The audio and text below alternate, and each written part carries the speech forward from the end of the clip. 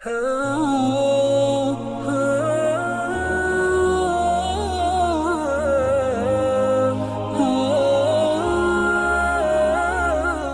اس رب کریم کے بابرکت نام سے جو ذی العرش مجید اور فعال لما یرید ہے، جس نے آدم کو دم دیا، موسیٰ کو عصا دیا اور عیسیٰ کو مسیحا کر دیا، اور جناب محمد مصطفیٰ صلی اللہ علیہ وآلہ وسلم کو ختم رسول بنا کر بھیجا۔ السلام علیکم میرے عزیز بھائیوں، میں ہوں جواد الرحمان اور آپ دیکھ رہے ہیں میرا یوٹیوب چینل جواد وائس۔ امید ہے آپ سب خیریت سے ہوں گے۔ پیارے دوستو، ابلیس جس کو شیطان کہا جاتا ہے، یہ فرشتہ نہیں تھا بلکہ جن تھا جو آگ سے پیدا ہوا تھا، لیکن یہ فرشتوں کے ساتھ ملا جلا رہتا تھا اور دربار خداوندی میں بہت مقرب اور بڑے بلند درجات و مراتب سے سرفراز تھا۔ پیارے دوستو، تفاسیر میں ہے کہ ابلیس سب سے پہلے جن یعنی تمام جنات کے باپ مارچ کے پوتے کا بیٹا تھا۔ پیارے دوستو، حضرت کعب احبار رضی اللہ تعالیٰ عنہ کا بیان ہے کہ ابلیس 40,000 برس تک جنت کا خزانچی رہا، 80,000 برس تک ملائکہ کا ساتھی رہا،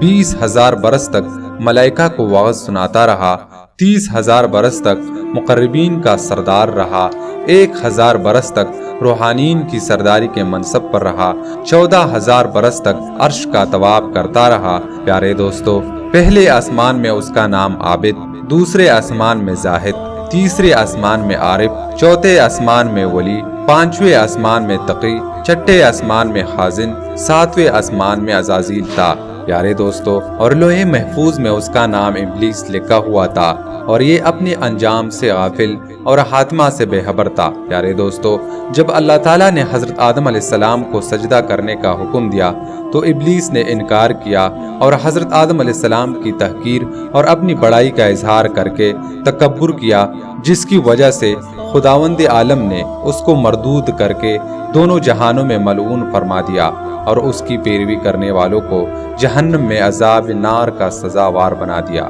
پیارے دوستو، اس سے ایک درس ہدایت تو یہ ملتا ہے کہ کبھی اپنی عبادتوں اور نیکیوں پر گھمنڈ اور غرور نہیں کرنا چاہیے، اور کسی گناہگار کو اپنی مغفرت سے کبھی مایوس بھی نہیں ہونا چاہیے۔ پیارے دوستو، اگر آپ سب کو ہماری یہ ویڈیو پسند آئی ہے تو پلیز اسے لائک کرے، شیئر کرے، کمنٹ کرے، اور اگر ابھی تک آپ نے ہمارا یوٹیوب چینل جواد وائس سبسکرائب نہیں کیا تو پلیز اسے سبسکرائب کرے اور ساتھ میں دیے گئے بیل آئیکن کو بھی دبائے تاکہ ہماری مزید نئی آنے والی ویڈیو کی نوٹیفیکیشن سب سے پہلے آپ کو ملے۔